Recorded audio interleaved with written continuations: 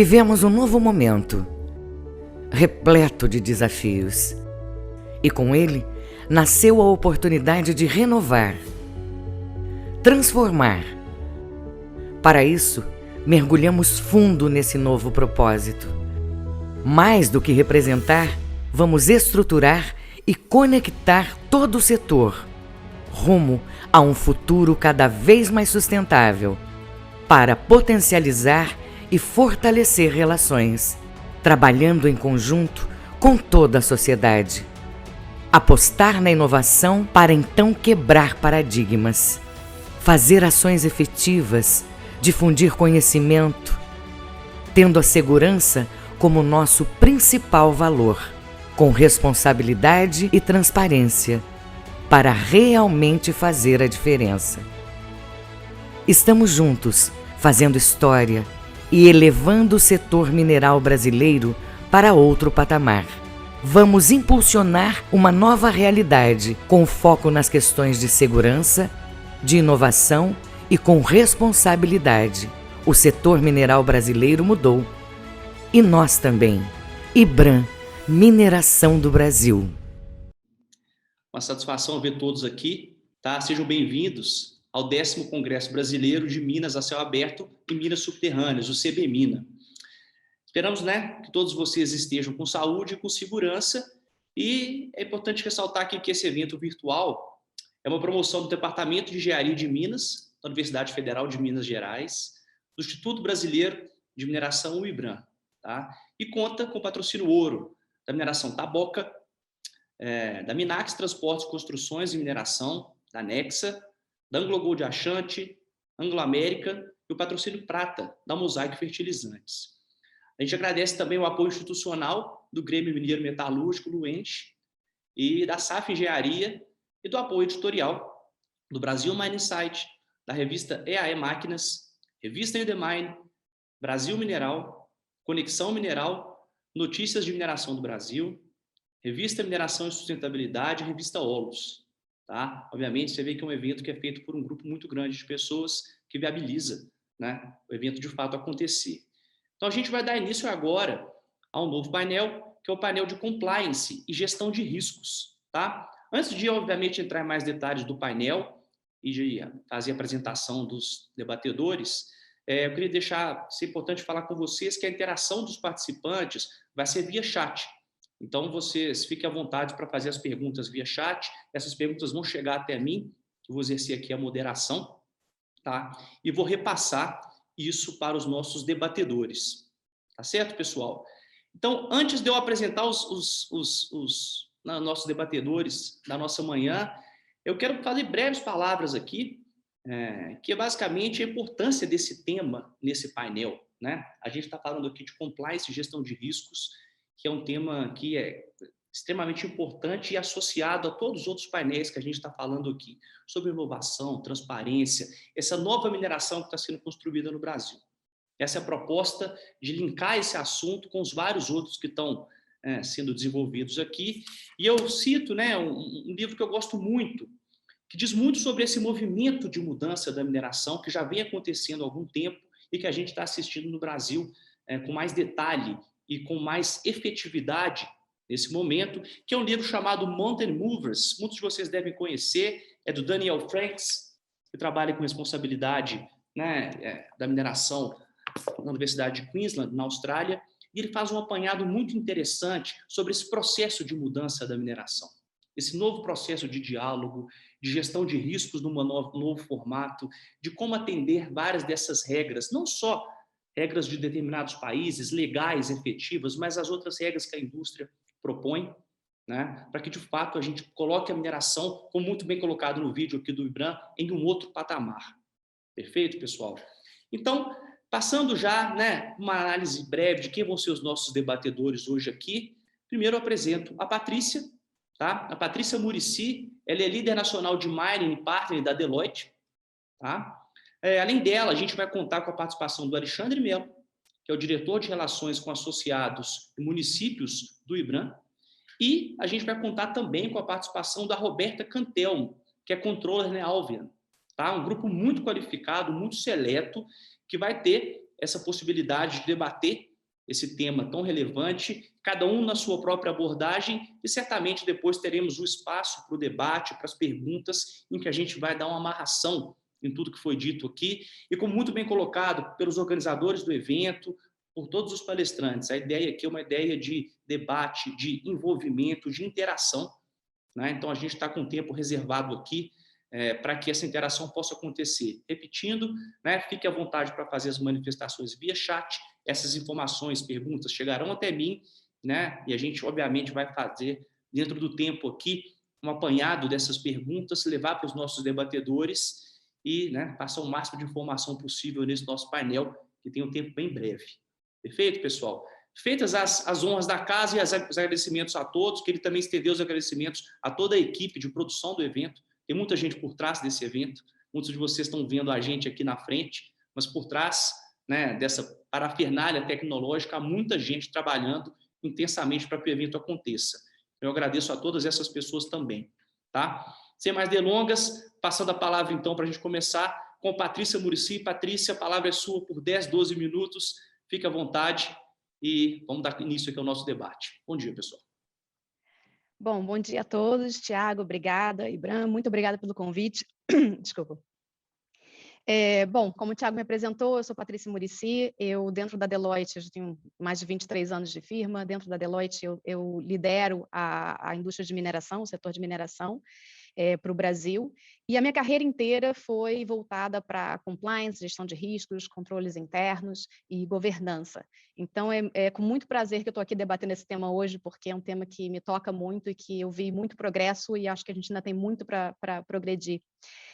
Dentro da Deloitte, a gente tem duas publicações que são bem interessantes com relação a esse tema. O primeiro a gente chama de Value Beyond Compliance, né? Quer dizer, a gente sabe que historicamente a mineração contribui muito para a evolução, para o progresso, mas é pouco vista dessa maneira, né? A gente tem pouco para contar se a gente para a sociedade não entende muito. Você não sabe exatamente de onde vem o minério que produz o aço que faz o seu carro. Então, são coisas que tornam a mineração um pouco mais longe do público consumidor, e acho que por muitos anos isso ficou muito distante e fez com que esse déficit de confiança se agravasse, e é isso que a gente está tentando aqui fechar, né? Fechar esse ciclo. Então, a gente tem um material interessante que chama Value Beyond Compliance, quer dizer, como é que você pode tirar valor, como é que você pode trabalhar com mais propósito, gerar um legado para a sociedade e retribuir para governo, sociedade e para os seus shareholders também. Acho que ao longo dos anos a gente passou por uma mudança de conceito bastante interessante, né? A gente falava muito em shareholder value, né? Que basicamente era aumento de receita, redução de custo, eficiência dos seus ativos e toda a parte de compliance, mas um compliance no sentido de evitar punições, né? Evitar problemas. Não um compliance no sentido de que provavelmente eu poderia tirar proveito disso, né? Eu poderia ter vantagens competitivas sendo compliance e agindo com propósito. E o que a gente fala agora é justamente o stakeholder value, né? Que amplia esse leque, né? Os fins não justificam mais os meios, o respeito à sociedade, o respeito às comunidades, o progresso não justifica qualquer ação. E isso requer das empresas uma transformação interna muito grande, né? Que passa por toda essa parte, toda essa organização de governança corporativa, que eu vejo muitas empresas se organizando né, você colocando diversidade no conselho, você estruturando melhor os seus conselhos, com mais independência, com mais autonomia, com mais independência do business mesmo, né, com mais papéis e responsabilidades bem definidos, com um papel de oversight muito crítico. E também, no caso das mineradoras, a gente sempre via, né, aquele legado, né? Você tinha uma área, você tinha os seus controles internos ali operando no dia a dia, e você tinha uma terceira linha de defesa, você tinha lá uma auditoria interna fazendo o oversight disso, né? E apurando se tudo estava dentro dos conformes. E pouco se tinha numa indústria de mineração uma segunda linha de defesa, né? Independente, realmente atuando ali no dia a dia. Então, essa é uma mudança que a gente também tem visto e tem incentivado muito. E a gente tem um outro estudo que eu acho que é bastante relevante também para a indústria, que a gente publica todo ano, já está no 13º ano, que chama Tracking the Trends. Então, esse é um estudo global, mas eu sempre brinco que a mineração é um setor global, né? Então, acho que os desafios que a gente tem aqui eles podem ser traduzidos de uma forma diferente ali na granularidade do dia a dia, mas no fundo, eles são os mesmos desafios que a gente tem ao redor do mundo. E ali a gente publica os 10 principais trends para a mineração para o próximo ano. A gente acabou de lançar o de 2021.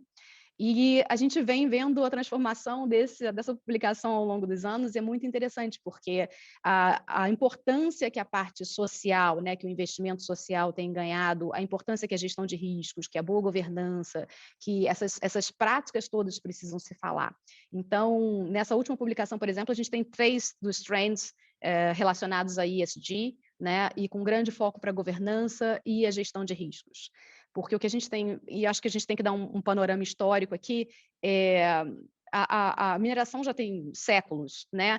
E a gente não escolhe aonde a gente vai operar. Então, por vezes, são ambientes hostis, a gente pode até julgar hostil para quem, né? Mas isolados, que até 20, 30 anos atrás você dependia de uma telefonia arcaica para se comunicar, e que o corporativo via os números, né? E não conseguia interagir muito ali no dia a dia, no como aqueles números estavam surgindo, como aquela produção era feita. E eu acho que isso criou, ao longo do tempo, uma cultura de que os sites ficam muito isolados, né? E tem muita independência e muita autonomia. E a gente está vendo agora um movimento contrário, né? Não contrário, assim, no sentido negativo, mas a gente está vendo um movimento de que, para ter uma governança efetiva, você precisa rever um pouco mais dessa autonomia, né? Você precisa rever a cultura, você precisa trabalhar essa cultura, você precisa rever essa autonomia, você precisa ter uma boa gestão de riscos. Eu sempre falo que, se você não tiver a visão de riscos, você acaba com muita informação. E muita informação é não ter informação, né, para uma tomada de decisão efetiva. Ou então você vai demorar demais para chegar àquela conclusão. Então, ter uma boa gestão de riscos nas empresas é crítico para que a governança toda funcione, né? Porque sem isso a gente não consegue chegar lá. Então, por exemplo, eu vejo muitas empresas.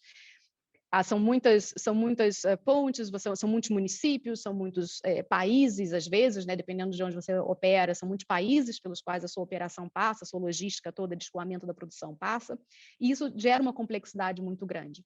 Então, se você não souber filtrar o que realmente importa, o que é realmente perigoso, o que realmente pode trazer riscos, e quais são as decisões que são importantes de serem compartilhadas, você não consegue ter uma governança efetiva, mesmo que você tenha um conselho bem estruturado, com boa diversidade, com boas competências, com diversidade de pensamentos e tudo mais. Então, acho que é disso que a gente está falando aqui, né? Como essa gestão de riscos pode ajudar a você estar em compliance com a legislação, com a sua operação, estar em compliance com tudo, mas também com os valores e com os propósitos da sua empresa. Então, acho que é disso que a gente está falando aqui um pouquinho mais e vai debater hoje. Tiago, passo para você. Excelente, Patrícia. Muito boas colocações. Já tem alguns pontos aqui que eu vou querer debater com você em seguida, mas vamos manter o nosso ritmo aqui. E obrigado por esses pontos. Passo a palavra, então, agora para o Alexandre. Alexandre Mello. Alexandre, por favor, a palavra é sua, fique à vontade. Bom dia a todos, bom dia a todas que estão nos assistindo. Bom dia, Tiago. Um prazer estar aqui com vocês, Patrícia e Roberta. E Tiago, nesse painel de compliance e gestão de riscos. E eu fico feliz porque ontem eu participei de um painel somente de homens, e hoje estou com a grata felicidade de, na nossa diversidade, participar de um painel com mulheres. Pois bem, sobre a questão do setor de mineração, compliance e a gestão de riscos, né? Nós sabemos aí que a compliance ela está muito baseada na questão ética, né? Na questão do atendimento à legislação, e nas diretrizes, né, dos processos de conformidade, fortalecimento principalmente da imagem e reputação. Esse é um grande princípio aí que nós temos buscado cada vez mais dentro do IBRAM e no setor mineral como um todo. A questão da compliance, ela é muito voltada aí nas questões, né, ambientais, né, no atendimento aí as regulamentações ambientais, no antitrust, na anticorrupção, mas tem também aí os compliance, né, trabalhistas, os fiscais, tributário e inclusive de TI, né? Nós temos aí agora o grande desafio aí em relação à lei do LGPD. Mas o setor brasileiro, mineral brasileiro, ele tem passado aí por um momento, né, histórico, né, de mudança, né, de transformação. Isso aí, muito obviamente, em virtude dos 2 últimos acontecimentos, dos eventos de Mariana e Brumadinho, que o setor viu grande necessidade de estar mais próximos, principalmente das comunidades, né, e do poder público, das prefeituras, e também na questão da transparência, né? A questão da valorização dos aspectos socioambientais, ela tem sido, já vem sendo feita, né, há muitos anos pelo setor, mas ela tem crescido cada vez mais dentro das empresas, né? Hoje as empresas, basicamente, elas têm as grandes e médias empresas, elas têm seu departamento, né, que faz a gestão dos riscos e faz a gestão do compliance, e até mesmo as pequenas empresas do setor mineral, obviamente, para poder operar, elas têm que fazer seu atendimento. Nem que eles falam que existe compliance dentro da empresa, mas eles estão atendendo as regulamentações ambientais, sociais, ou seja, de certa forma, estão atendendo o compliance. O IBRAM tem as práticas também de ESG. ESG é um conceito, né, novo, né, que saiu e está na moda, mas as empresas, principalmente as grandes e médias empresas de mineração, já atuam com ESG em outro modelo de conceito, mas chega-se ao mesmo fundamento, já aplicam isso há muitos anos, né? É mais uma forma aí, de colocar que a governança é muito importante aí para o setor como um todo. Em virtude disso, desde 2019, o IBRAM reuniu com mais de 200 especialistas do setor mineral e construíram a Carta Compromisso perante a sociedade. Essa aí, hoje, é uma bíblia para o IBRAM e para o setor, né? Estamos desenvolvendo aí, foram desenvolvidos 12 grandes temas, que eu vou citar aqui, e abordar 2 específicos. O primeiro deles, segurança operacional, e nós identificamos um coordenador dentro do nosso escopo de associados para fazer a gestão desses temas junto ao setor como um todo. Segurança operacional está com a Vale. O segundo, barragens e estruturas de disposição de rejeitos, está com a CBMM. Saúde e segurança operacional com a Samarco. Mitigação de impactos ambientais com a Vale. Diversidade e inclusão com a Mosaic. Relacionamento com comunidades com a Anglo Gold Ashanti, desenvolvimento local e futuro dos territórios com a Anglo American, comunicação e reputação também com a Anglo American, inovação com a Vale, água com a Nexa, energia com a Anglo Gold Ashanti e gestão de resíduos com a Vale. Ou seja, 12 grandes temas muito discutidos dentro do setor. E no ano de 2020 foram implementados aí os planos de ação para que as metas que foram previamente, os compromissos, se transformassem em métricas e metas, para que o setor colocasse as melhorias e os planos de melhorias, seja a curto, médio e alguns deles, né, obviamente, de longo prazo, para que atendam aí essas necessidades que a sociedade como um todo busca no setor de mineração, né? Eu quero destacar aqui a segurança operacional, que ela é fundamental. Eu acho que desses 2 grandes temas é o que as empresas têm focado na maior parte, né? Que a gente tem aí várias ações para se tornar mais seguro e confiável, né, as operações. Quero destacar também a questão da reputação junto à sociedade. O IBRAM incansavelmente tem trabalhado, né, de uma certa forma, de mostrar da essencialidade do setor. Nós tivemos aí o grande exemplo da pandemia, que o setor foi classificado como um setor essencial para continuar suas operações, todas as empresas adotando os protocolos, né, de mais alto nível em relação à Covid, junto aos seus empregados. Obviamente, isso reflete, né, nas famílias e na sociedade, naquela comunidade que está ali próxima às operações, né?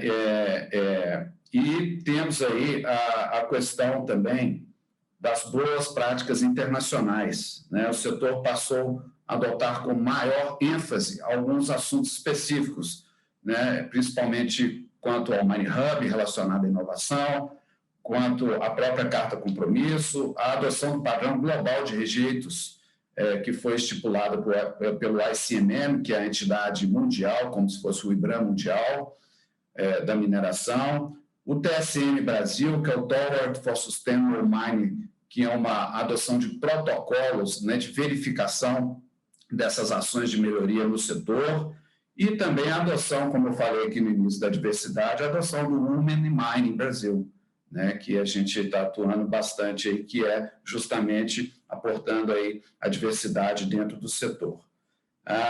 Eu queria destacar também, para finalizar minha fala, um projeto que também iniciou-se aí no final de 2019, 2020 tomou corpo, e agora esse ano com o projeto piloto, que é o projeto de diversificação econômica em territórios minerados. Ou seja, é mais um dos instrumentos dentro dessa, né, que compreende essa carta compromisso e o compliance do setor no atendimento aí à sociedade. O que virá a ser daquele território após a mineração? É uma grande discussão que a gente tem feito em vários fóruns e é uma preocupação constante do setor e várias empresas mineradoras já também estudando isso do que virá a ser aquele território. O primeiro projeto piloto, que já iniciou, foi na região de Itabira, né, onde a gente precisa ter aí um envolvimento, um engajamento muito forte do poder público, ou seja, as prefeituras. Itabira está muito engajada com isso e outros municípios também, principalmente em Minas Gerais, já se manifestaram a opção de adotar esse projeto, esse programa, né? Também a questão do engajamento das comunidades e, obviamente, do setor empresarial. Esses três pilares eles têm que se manter em pé e bem engajados: setor público, as comunidades e as empresas. Seria isso de início, Tiago. Muito obrigado e estou aqui para desenvolver mais os assuntos. Excelente, Alexandre. Ótimas colocações. Obrigado aí pela fala. Roberta, você fecha aqui para a gente essa primeira rodada, por favor? Vamos lá. Obrigada, Tiago. Bom, pessoal, bom dia. Primeiramente, gostaria de agradecer aí ao CBMina pelo convite, também ao IBRAM, agradecer aos colegas aí, palestrantes, a Patrícia, ao Alexandre e também ao Tiago, moderador, e toda a organização do evento, né, que está de parabéns. Afinal de contas, fazer um evento desse porte online, né, totalmente virtual, não é uma coisa fácil, né, então toda a organização está de muito parabéns. Bom, eu sou a Roberta Mineto Cantelmo, eu atuo na área de controladoria há um pouco mais de 18 anos, sempre nessa área de controle interno, de governança, e o que eu posso dizer é que esse tema tem evoluído bastante nos últimos anos, né, e é por isso que é importante a gente estar sempre atualizado, e a gente está sempre buscando, né, o que o mercado tem trazido de referência, e eu achei legal quando a Patrícia comentou, né, das publicações, porque eu sempre acompanho os trends, principalmente, eu acho bastante interessante, então é algo que a gente tem que estar sempre buscando, né, como profissional. Diante aí do novo cenário da mineração brasileira, como a gente ouviu aí dos palestrantes anteriores e também do vídeo que passou no começo, né, é necessário, cada vez mais, que a gente tenha uma implementação de um compliance forte, de um compliance que seja estruturado, né, para que as empresas não sejam surpreendidas de forma negativa. É claro que isso, muitas vezes, simplesmente para evitar a responsabilidade criminal civil. E aqui, justamente, eu gostaria de trazer para a discussão, né, um pouco além disso, né, que não é só se evitar a responsabilidade civil ou criminal, né, mas é de ter uma responsabilidade ética, das empresas estarem num posicionamento diferente, realmente de agregar valor ao negócio. E estamos falando aqui de reputação, né? Reputação ética, reputação social e também responsabilidade ambiental. É claro que o ambiental é muito forte quando a gente fala da mineração, né? E o compliance ambiental, ele é sempre o primeiro que vem à mente, até por conta das novas exigências e tudo mais, né? Mas é importante ressaltar que a compliance não é apenas uma conduta, né? O compliance, ou estar de acordo, né, é uma dinâmica que está sempre em evolução, e é uma responsabilidade adicional que as empresas de mineração devem buscar na sua gestão mais eficiente e sustentável, né? Então, é o ser responsável com autonomia, com responsabilidade, né? Aquilo que a Patrícia comentou, de que as unidades muitas vezes estão distantes, e tem autonomia, mas essa autonomia deve ser trabalhada com responsabilidade, os fins definitivamente não justificam os meios, e esse tipo de conduta não é aceito mais pela sociedade civil, né? E eu queria desafiar aqui um pouco quando a gente fala de riscos, né? Então, e além do ambiental, quando a gente fala de riscos, são riscos de todas as naturezas, né? Então, quando eu falo de gestão de risco, eu gosto de falar de gestão de riscos integrado. Então, não é só o risco ambiental, mas extrapolando um pouco, risco de saúde e segurança dos trabalhadores, riscos financeiros, riscos de mercado, oscilações de preço, flutuações de commodities, obrigações legais, tributárias, obviamente, mas também impactos governamentais, impactos de mudanças políticas, de mudanças de governantes, e o que isso pode trazer de impacto para a empresa. Impactos na comunidade e como que a comunidade está vendo a empresa, né, e os entornos onde a empresa está instalada. Controles internos também, e aqui falando de coso, fraude, integridade, antissuborno e todos os outros compliances que também são necessários para todas as empresas, não apenas para as empresas de mineração. Então, por isso que eu falo de gestão de riscos integrado. E trazendo um pouco mais aí de pimenta para a sopa, falar de segurança da informação também, por que não? Né? LGPD agora, uma nova obrigatoriedade, né? Segurança da informação sempre deveria estar nas pautas, sempre deveria ser algo importante, mas agora, com a Lei Geral de Proteção de Dados, fica um pouco mais, a exigência aumenta um pouquinho mais, então, mais um item para a gente colocar aí na nossa gestão de riscos, né? Quando a gente olha para a gestão de risco integrado, eu gosto muito de citar a ISO 31000, porque ela traz ali bem definida o processo de gestão de riscos, recomendo a todos aí, quem tem interesse no assunto, dar uma pesquisada. E dentro desse programa de gestão de riscos integrado, o que a ISO 31000 traz?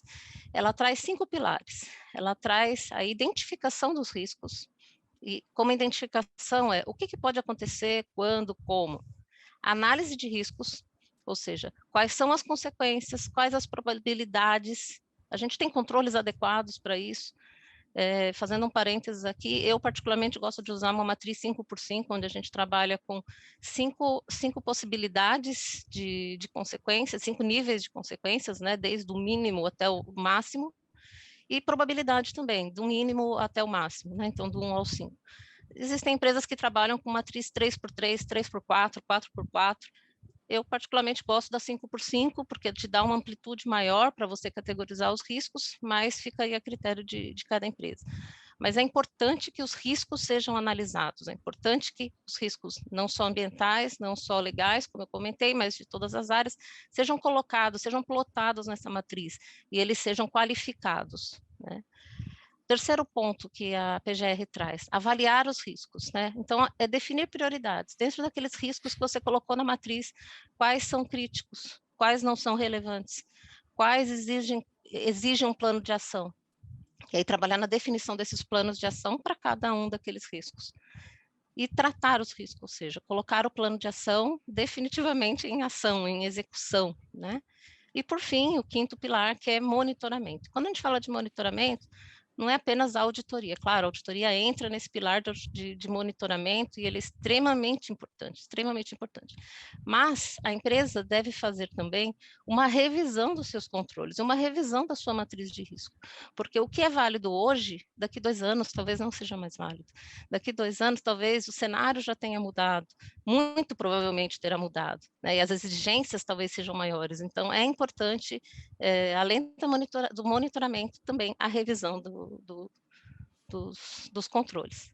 Bom, sem entrar muito aí na parte técnica, né, da coisa, mas, ao meu ver, né, assim, dando a minha opinião pessoal de profissional da área, né, profissional que já trabalhei na mineração, mas também já trabalhei em indústria de alimentos, em trade, em empresas de outras naturezas, mas sempre nessa área de gestão de riscos, tá?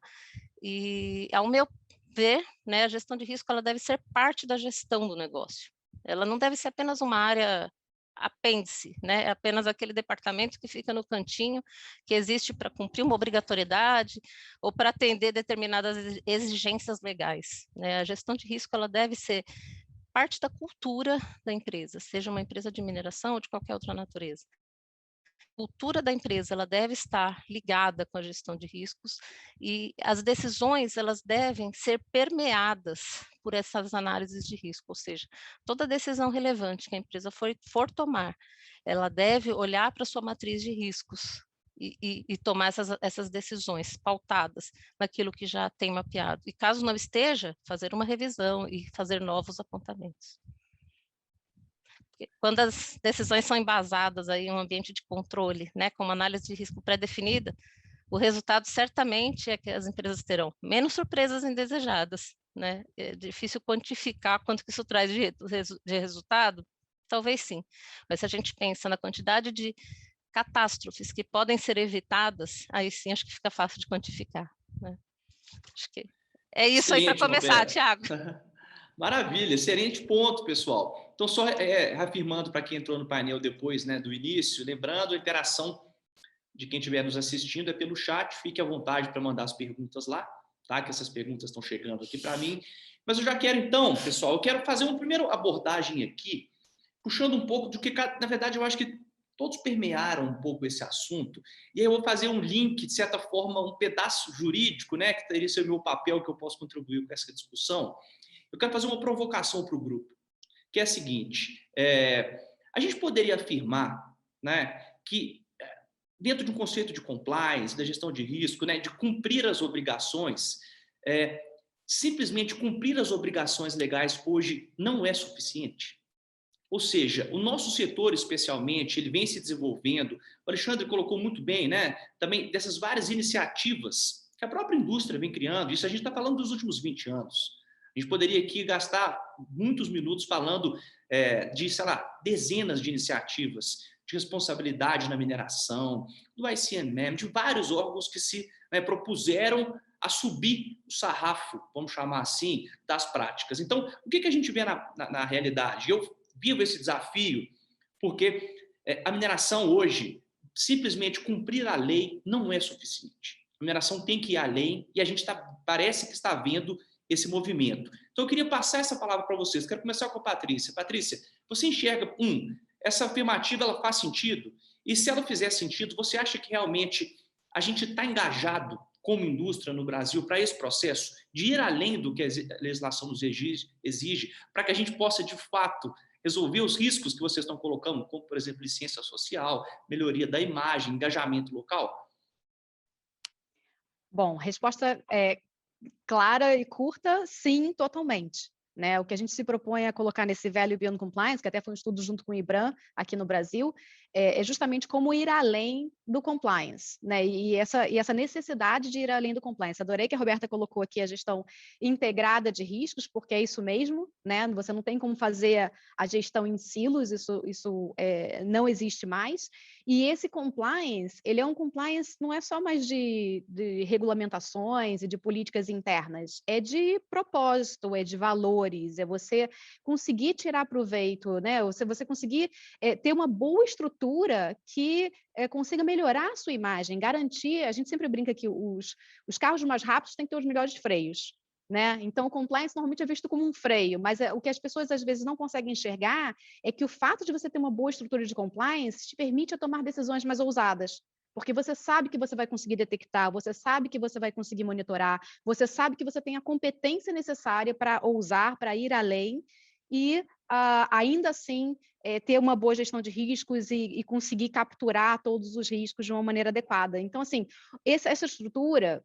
Por que é tão difícil de implementar essa estrutura? Né? Porque depende muito de cultura. E a cultura de uma empresa, mesmo no setor de mineração, a cultura, principalmente no setor de mineração, aliás, né? Porque você vai do A ao Z, você tem as empresas que têm tecnologias avançadíssimas até as empresas que não têm tanta tecnologia, né? A mineração é bem plural nesse sentido. Então, você tem características muito diferentes. E essas características precisam ser levadas em consideração para você criar justamente o que a Roberta colocou, essa cultura de compliance, essa cultura de riscos. Como é que você faz para você empoderar uma pessoa lá na ponta para levantar a bandeira e denunciar e falar sobre algo que eles estão vendo e não simplesmente ir com né, go with the flow? E então, isso tudo são estruturas, são processos, mas é muita cultura. né? E o que eu acho que as empresas que estão evoluindo mais nesse sentido estão vendo é que isso tem muito ganho. Tem ganho na percepção da empresa, tem ganho na licença para operar, né? Você tem menos protestos, você tem menos paralisações, você tem mais engajamento dos seus profissionais, você tem mais engajamento da comunidade. Uma coisa que o Alexandre falou e que a gente ressalta muito, essa questão de você ver qual é o legado daquela comunidade, né? Durante muitos anos, a mineração chegava numa localidade remota e tá bom, você tem a obrigação lá de gerar empregos. Você vai gerar empregos pelo ciclo da mina, né? E às vezes você por vezes você praticar essa caixinha, você ia pela forma mais fácil. Então você contrata pessoas para fazer a limpeza, para fazer a segurança, para trabalhos que não requerem muita habilidade. Quando muito você treinava para operar um caminhão, uma máquina mais pesada, mas que daqui a 20 anos, aquela pessoa ou está desempregada, ou ela é obrigada a deixar a comunidade dela para seguir o emprego junto com uma nova mina em algum outro local, porque para aquilo que ela foi qualificada, né? Então, todo esse propósito de deixar um legado, de pensar qual é o legado daquela comunidade, de como eu posso aproveitar a minha infraestrutura já instalada para escoar uma produção agrícola, para levar novas tecnologias, para realmente desenvolver aquela região. Então, assim, isso é compliance, isso é uma obrigação minha moral e social, né, com a sociedade, de retribuir para a sociedade. Então, acho que é isso que é importante quando a gente vai além do compliance. Eu sou obrigada a dar empregos? Sou. Mas eu posso pensar mais, eu posso fazer com que esses empregos signifiquem mais para aquela comunidade. Né? E a gente sabe de todos os problemas sociais que geram você deslocar pessoas de um ponto para o outro, né? A gente está falando de uma mão de obra predominantemente masculina, então você tem um grupo grande chegando numa nova comunidade, aquilo ali tira, né? Muda toda a gestão da comunidade, toda a dinâmica daquela comunidade, então é um impacto muito grande social. Então, assim, você tem formas de fazer o compliance bem pensado e com com estrutura adequada e você tirar muito mais valor desse compliance do que é tirado hoje em dia.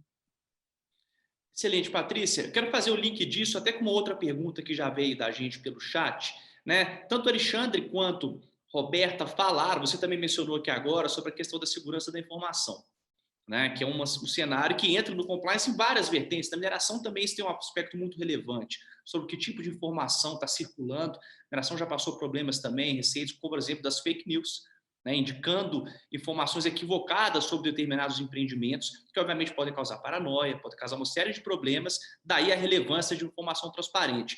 Mas uma das perguntas que nos fizeram é o seguinte: a LGPD é um limitador ou é um aliado para as mineradoras? Né? Ela é um fardo de ser algo adicional para ter que cumprir?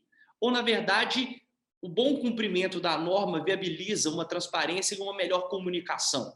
Né? Roberta, você quer tocar nesse ponto?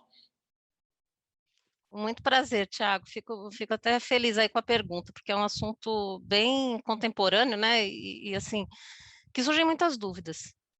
Particularmente, eu penso que qualquer regulamentação, né, assim, ela vem para contribuir, né, e a gente deve tirar disso o melhor possível. A LGPD, especificamente, ela vem para regulamentar que estava realmente muito solta. Então, hoje, vamos falar bem a verdade, os nossos dados particulares estão todos à disposição na internet. Isso, pessoalmente, é um absurdo, né? E quando a gente fala de empresas, sim, as empresas têm que ser responsáveis, né? Como a Patrícia falou, elas têm que dar a sua colaboração, a sua parcela, que é muito mais do que gerar emprego, né? E quem mais hoje em dia que tem a capacidade de gerar dados e de tratar dados, se não as empresas, né? Que têm sistemas adequados para isso.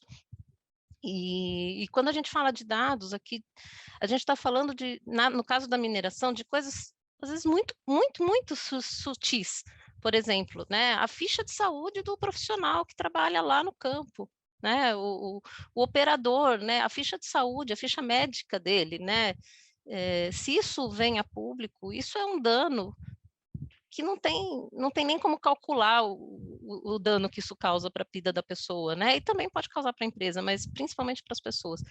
Então, eu vejo que a LGPD ela pode ser uma grande aliada da empresa, no sentido de rever se não estiver já de acordo, os seus processos, os seus cuidados, a forma como trata as informações, seja dos funcionários, seja dos clientes, seja dos fornecedores, para que isso seja um valor que ela tem, né? Tratar isso não, de novo, não como um custo, mas como algo que te traz valor, aquilo que te faz mais forte, né? Que te traz uma segurança maior para você estar lidando até com seus, quando você for lidar com o fornecedor, de você poder mostrar para o seu fornecedor e falar assim, olha, fica tranquilo, porque aqui comigo as suas informações estão bem cuidadas, né? Então, eu vejo isso como um grande valor e é uma questão de ponto de vista, né? Se as empresas vão tratar isso como uma mera obrigação, né? E pôr isso realmente no cantinho e falar, não, tá bom, aqui a gente atende, tem uma cartinha aqui no meu site, é muito mais que isso, né? Você realmente colocar de fato em prática as ações e, se mesmo com todos os controles, ainda assim acontecer um vazamento, ter um plano de ação. O que eu vou fazer, como que eu vou fazer, como que eu vou remediar, como que eu vou dar a comunicação adequada sobre o fato e como que eu vou tentar me responsabilizar sobre isso. Então, esse plano de ação para caso haja um vazamento também é algo muito importante. Excelente, Roberto. Eu quero passar para o Alexandre, né, para pontuar essas questões e já fazendo um link com algo que ele colocou, que foi falado aí por vocês também, muito importante, que é não só do papel que o IBRAM está desenvolvendo, mas sobre a necessidade de pensar resultados locais a longo prazo, né, a gestão econômica da localidade pós-mineração, né? E aí eu faço um link com o que a Patrícia disse mais cedo sobre como, né, a mineração vai fazendo seus clusters, que a gente chama, ao longo da história, isso vai se individualizando e como que hoje a gente está no movimento contrário, de haver uma gestão, vamos imaginar assim, de risco, de compliance, não só da área da operação, do projeto, mas conversando com, vamos dizer, o headquarter da empresa, o fato de você ter muitas empresas que hoje têm um headquarter no lugar, mas operam em várias jurisdições com regras diferentes, e que claro que tem que atender aquelas regras diferentes, mas ela tem, como a Roberta também colocou, um legado, uma cultura, né, que tem que também ser implementada localmente, ainda que as normas locais não exijam aquilo especificamente. Então, levanto para você, Alexandre, você acha que essa aproximação com os municípios, né, ajudando a pensar no futuro da mineração no aspecto local, a gente consegue, isso é valor a ponto de colocar a mineração num discurso real, de que ela está, de fato, inovando, saindo um pouco do seu conservadorismo no diálogo e na transparência com a sociedade, e no final das contas a gente vai continuar, talvez, melhorando a nossa imagem e atraindo pessoas, né, que realmente vão ver o setor como um setor inovador, né? Ou seja, olha, o pessoal está cumprindo as regras, está se aproximando da localidade, portanto, eu quero ir para esse setor, porque ele é inovador, ele é inclusivo, né? A gente já consegue verificar isso, ou isso ainda é um desafio que a gente vai começar a ver mais para frente? Obrigado, Thiago. Muito pertinente todas essas colocações das duas perguntas. Só em relação ao LGPD, eu acho que ela vem somar, ela vem ajudar o setor como um todo, não só a mineração, mas as empresas em geral. No primeiro momento, às vezes, existe uma certa resistência à mudança, né, por achar complicado, mas sabemos aí que essa proteção é fundamental para evitar aí os ataques cibernéticos, né? As empresas sofrem muito isso aí, principalmente aí desde a entrada da pandemia, isso aconteceu muito, e empresas que são principalmente, né, com ações em bolsas e investidores muito preocupados com essa questão, e ela veio para ajudar. A questão do apoio próximo às comunidades, isso é fundamental, né? A gente falou aí na primeira pergunta que a Patrícia respondeu muito bem, né, que eu acho que o setor vai muito além, mas muito além, de longe, sobre as questões legais obrigatórias. Nós vemos um caso muito específico aí, complementando a sua pergunta, Thiago, o exemplo da pandemia, né? O apoio que o setor mineral deu para a pandemia, chegando aí em vários investimentos e compra de equipamentos e também recursos, né, financeiros mesmo, na ordem de, nós estávamos aí contabilizando quase R$1 bilhão, mas hoje passa tranquilamente nessa segunda onda que veio ao Brasil, passa seguramente de R$1 bilhão de apoio do setor mineral brasileiro em relação ao apoio nas comunidades, apoio nas prefeituras em relação ao Covid. Isso é muito importante, ninguém pediu para o setor da mineração para apoiar, isso foi uma iniciativa própria do setor, ou seja, a visualização, né, do plano de riscos, vamos dizer assim, de uma licença social para operar, que também não existe regulamentação para isso, mas sabe-se que é necessário atender esse quesito, o setor se engajou como um todo para poder apoiar, né? Acho que é uma função de todos, não só o setor de mineração, mas outros setores empresariais, mas com destaque aí em relação ao volume, né, de recursos aplicados. Ou seja, cada vez mais o setor tem se aproximado das comunidades. E esse é um grande foco, como eu falei, da diversificação econômica desse programa, que trará outras visões também, não só para esse tipo de apoio, mas nós temos que utilizar agora, no momento da vida útil de uma lavra, né, de uma atividade minerária, que existe recurso, existe até previsão na própria CEFEM, que o município recebe, para que esses recursos sejam aplicados para o desenvolvimento sustentável daquela região a longo prazo, e não na gestão específica daquele prefeito em 4 anos, ou no máximo 8 anos, mas que seja a longo prazo, que seja um projeto de estado, né, de município, de região, para o apoio junto às comunidades. Isso as empresas já entenderam há um bom tempo e estão incentivando cada vez mais internamente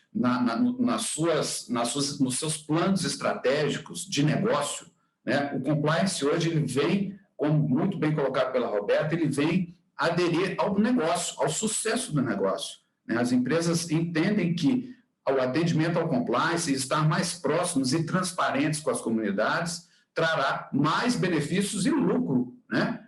Vamos pegar o pilar econômico aí da sustentabilidade, né, que o pilar econômico ele é fundamental para que dê subsídios para os outros pilares sociais e ambientais e culturais, que eu incluo também, né? Então, isso é extremamente necessário. E o setor tem se engajado muito nesse sentido e eu vejo aí nos próximos anos cada vez mais investindo nessa aproximação. Excelente, Alexandre. Já pegando mais um link aqui com o que foi perguntado no nosso chat, né? É interessante uma pergunta aqui, que ela aborda o seguinte tema: o fato de algumas empresas, de fato, terem, vamos dizer assim, a compliance no seu aspecto cultural, elas, de fato, né, ela prima por esse cumprimento, por essas regras, mas, eventualmente, pode haver um representante público, eu não sei exatamente como a pergunta veio, se representante público da própria empresa ou do setor, do poder público, né? E não há um alinhamento definitivo entre essa cultura, esse formato e por N razões que não necessariamente podem ser razões individuais ou por algum tipo de informação que não se queira trazer. Ou seja, imagino que é possível, né, a gente ter interesses conflitantes na hora de implementar de fato a compliance, de que ela seja, como bem colocada a Patrícia e a Roberta, né, de ponta a ponta. Não só de quem está tocando aqui a gestão, mas como também tem lá na linha de operação e possa dar o grito dentro dos seus canais adequados, né? Como é que a gente equaciona, né, se é que a gente tem instrumentos para isso, essa possível divergência de visão sobre o assunto, porque quando a gente fala de empresa, a gente está falando de pessoas, de vários envolvidos que podem acabar, né, atuando de forma diversa, né? Patrícia, você começa aqui? Começo. Isso é bastante interessante, porque assim, ao longo dessas meus mais de 20 anos de carreira, eu vi muita mudança em todas as empresas, não estou falando só de mineração, né? Estou falando em todas as empresas, com relação a essa postura.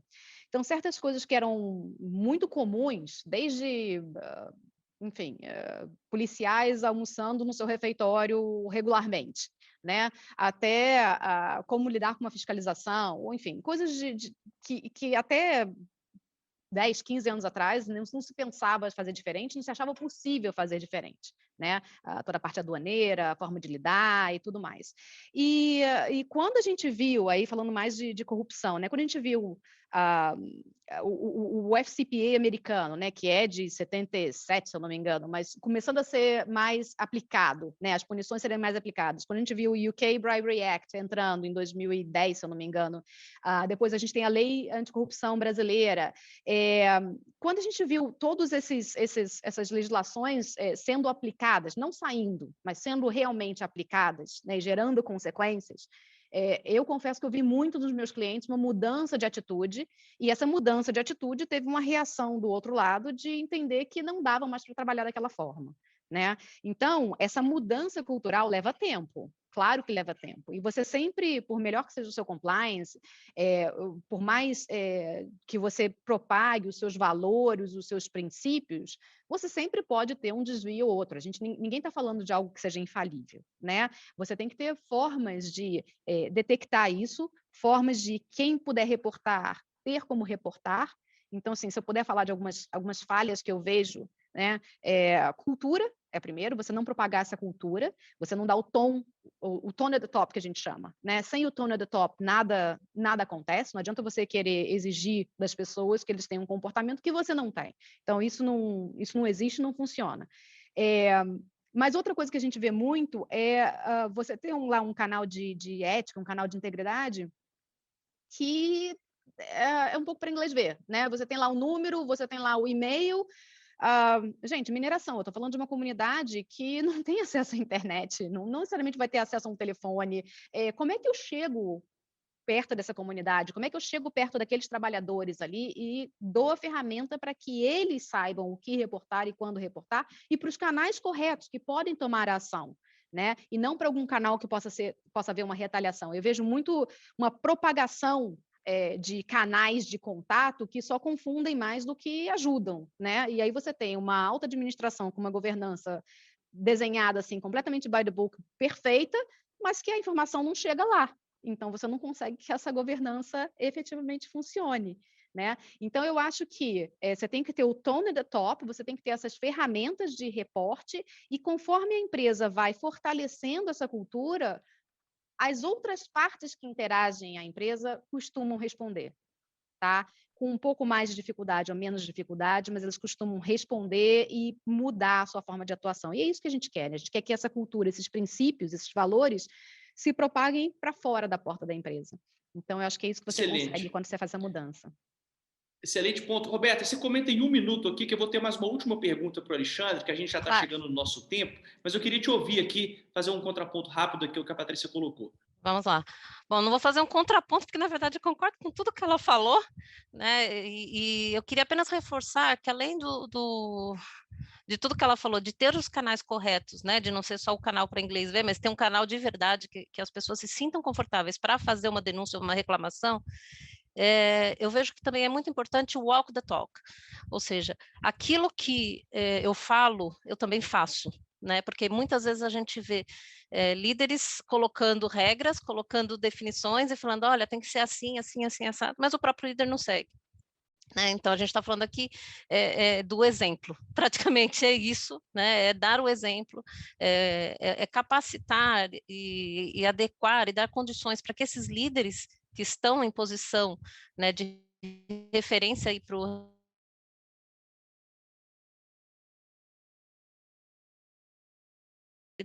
e de serem grandes exemplos.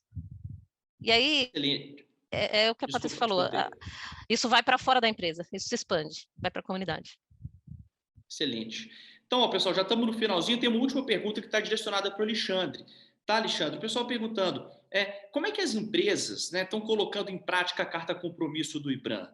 Né? A gente já entende que já há uma expectativa de tempo, né, dentro dessa mensuração de quanto que, de fato, essas mudanças que estão sendo colocadas já pelo IBRAM já há algum tempo, não só na carta compromisso, mas nessa mudança em vários aspectos, né, de propagar uma nova imagem para a mineração, quanto que essa comunicação vai, de fato, no cálculo de vocês, ter um impacto ainda maior, assim, pós-pandemia, inclusive, na sociedade? A gente já está colhendo esses frutos ou a expectativa é que ainda esses resultados demorem um pouco para chegar? Obrigado, Thiago. Obrigado pela pergunta, quem nos enviou. Sim, o que eu coloco que o setor de mineração brasileiro, né, a gente acompanha as pesquisas de reputação, né, principalmente com uma entidade que é especialista nisso, a RepTrak. Ela avalia aí o grau de reputação de vários setores, inclusive da mineração. E nós vimos aí nos 2 últimos, né, que foram feitos aí desde o início da pandemia, no ano passado, em março foi feito mas o primeiro que a gente viu, né, com o início da pandemia foi no primeiro semestre, final do primeiro semestre do ano passado, já teve uma sensível melhora da pontuação da reputação do setor, né? A segunda feito agora no início desse ano, mas foi um aumento considerável, né?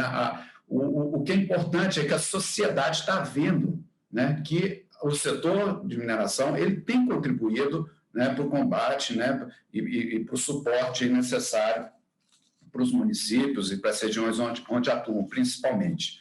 Então, isso é perceptível na questão da pesquisa. Em relação à carta compromisso, né, é claro que é um grande desafio, porque o setor mineral brasileiro ele é muito complexo, né? Ele é grande. Nós temos pequenas mineradoras, as médias e as grandes, né? Que as grandes, basicamente, estão todas, né, associadas ao IBRAM, como outras médias também, onde o IBRAM representa em mais de 85% da produção mineral brasileira, com seus associados. Mas nós temos os outros que estão pulverizados aí no Brasil como um todo. Existe um grande desafio que é justamente, Tiago, nivelar, né, o plano de ação que cada grupo da Carta Compromisso está desenvolvendo, para que esse plano não seja só para atendimento, somente a grande empresa conseguirá cumprir as metas e as métricas que estão sendo definidas. Existe essa grande preocupação que todo o setor como um todo cumpra as metas. Obviamente, são metas que podem ser metas rigorosas, né, que possa aí puxar o setor para onde a mineração brasileira quer chegar, né? A gente fala muito no slogan aí, né?